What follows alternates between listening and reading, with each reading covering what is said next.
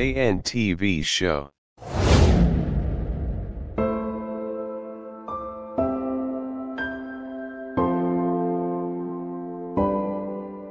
Reka nkwifuriza amahoro y'Imana dukomeje kubana kuri GNTV Show. Tugushimire ko wakoze subscribe cyangwa se ukaba utarayikora ariko ukunda ibiganiro tukugezaho. Kuri ya gahunda y'ubusobanuro bw'amazina uyu munsi tugeze ku izina Diane. Dushimire n'umukunzi wacu watubaje ubusobanuro bw'izina. Ni byiza ko nawe hari igitekerezo ufite cyangwa se izina ushaka ko twagusobanurira wabitugezaho maze tukazagusubiza twifashishije ubushakashatsi bwimbitse. Diane cyangwa se Diana yirinda ibibazo, yigirira icyizere kandi agira umuhati. Ntapfa kunyurwa kandi akunda kugira ijambo mu bandi. Diane cyangwa Diana ni izina ryitwa abana b'abakobwa cyangwa se igitsina gore muri rusange. Iri ni izina rifite inkomoko mu Burayi.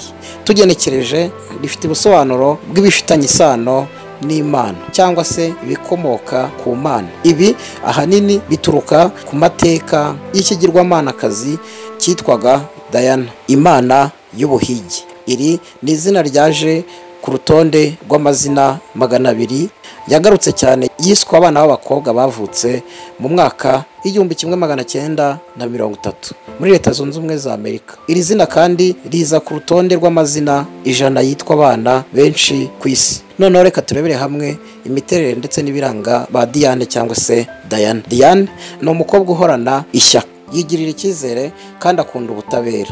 Yifuza kubona abantu bose nta uhonyora undi.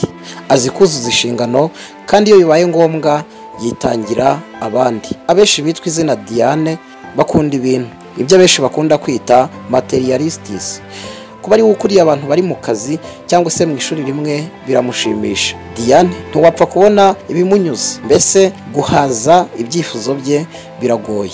Mu rukundo ba Diane bakunze kuba bagoye, bahora bifuza ibintu bidashira ku bakunzi babo mu buryo bwo gukosora imyitwarire cyangwa no mu buryo bw'amafaranga. Iyi myitwarire ituma agaragara nk'utegeka umukunzi we gusa, imbere mu mutima we agira urukundo rwinshi kandi yita ku mukunzi we cyane. Iki ni nacyo gituma ashaka kwiturwa ibyo nawe yavunitse abakorera. Diane kandi ngakunda kuba ari kumwe n'abantu benshi badatandukanye.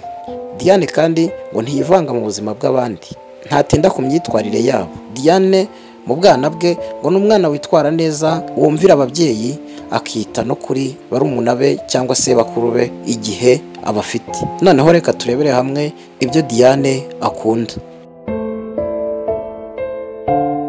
Diane ngo yifuza itsinzi mu buzima bwe, akesha bikunda binyuze mu kuyobora abandi. Abashaka ko abantu bamwitaho, akunda kubaho mu buzima buhenze aho yumviriza uburyohe bw'amafaranga. Akazi aba yifuza gukora ni akajyanye n'ubuvuzi, ubutabera, imyidagaduro n'itangazamakuru. Rimwe na rimwe ashobora guhitamo ibyerekeye ubucungamutungo. Bimwe mu byamamare byitwa iri zina harimo Princess Diane, uyu akaba igikomangoma cyo muri Wales. Hakaza umukinnyi Diane Riga, uyu ni umukinnyi wa filime.